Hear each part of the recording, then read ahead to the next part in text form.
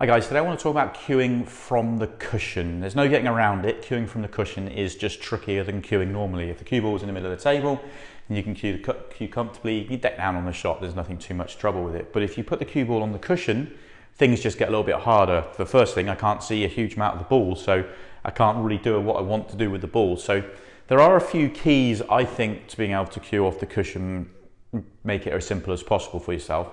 One of the biggest keys is understanding that you're on the cushion and understanding that things are going to be trickier. So you have to almost accept the position you're in.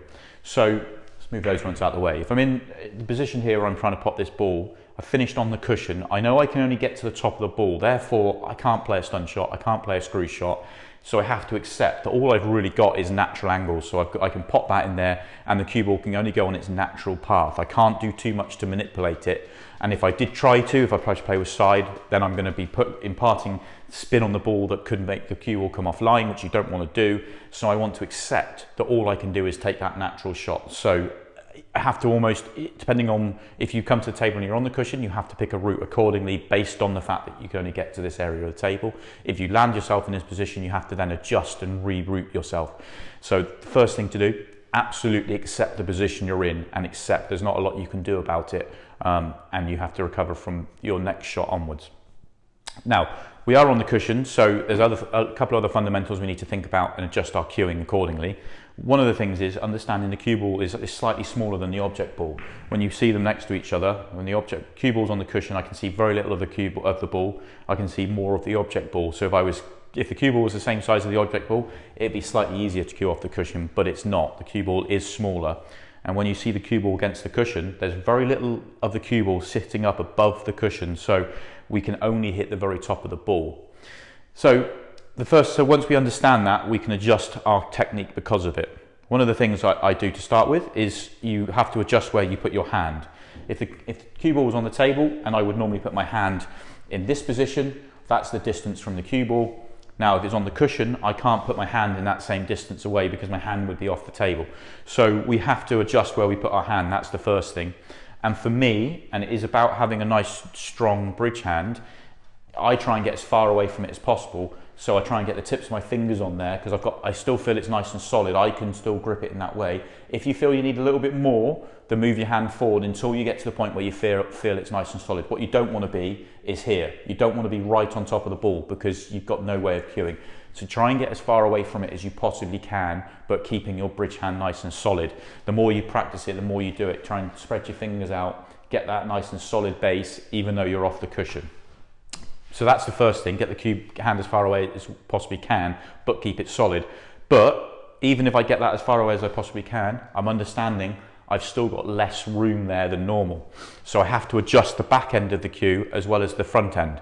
So because I've shortened up the front end, I have to shorten up the back end. Now, if you're one of the players that holds the cue near towards the end, I'm always a little bit inside the end anyway, but if you are right at the end, you have to move that hand in. So you shorten everything up. What we're looking for, we're still looking for that nice 90 degree down to the ground. So even though I've got my hand on there, I'm going to shorten up, you can see how much shorter I am on the cue there because of it. So I'm shortening it all up to keep 90 degrees down to the ground. So that means I can still cue normally without having to adjust anything else. If I try and keep it on the end, you see, I end up like that. I end up not being able to cue properly, and then it becomes really difficult to control your cue action. So we've shortened up our front hand, we've shortened up our back hand to match the front as well. The next thing we need to do, we need to just understand that we can only see the very top of the ball. Therefore, if we raise our hand and the back arm just a fraction, you know how normally I talk about wanting to keep the cue nice and parallel? When we're cueing off the cushion, that changes a fraction. We're actually going to cue down on the ball a little bit. I don't want to be cueing down on it like this. Just want to cue down on it a fraction so that when we're striking the ball, we're striking the ball down so that we can just see a fraction more of the ball. It doesn't want to be, I say, you don't want to really raise it so you're cueing right down on the ball because you're going to impart spin on it and you're going to swerve the ball, which you don't want to do. It's just a subtle amount so that you're just slightly cueing down on the ball just to give yourself more chance of getting good contact on the ball. Now, if we put all those things together, we should just still be able to pop that one. I'm accepting that all I can do is get the cue ball through to here. I'm going to drop it in nice and gently. I'm not trying to do too much. See if I can pop this one.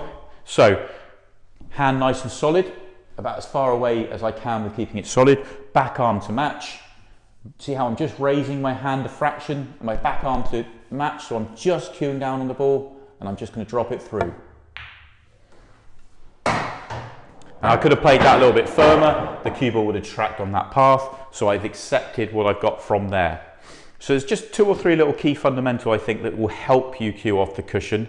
They certainly helped me cue off the cushion, but as I say, I think the biggest key to cueing off the cushion is just accepting the fact that you're on the cushion and replanning your shot accordingly. I hope that helps you all. I'd love to hear from you. Has that helped you? Is this something that you already do? Are there other things you do? I'd love to hear from you. Everybody's got a different way of thinking about the game. I'd love to hear lots of different ideas from everybody. So yeah, please get in touch, reach out to me. And thank you for watching, and I'll catch you next time.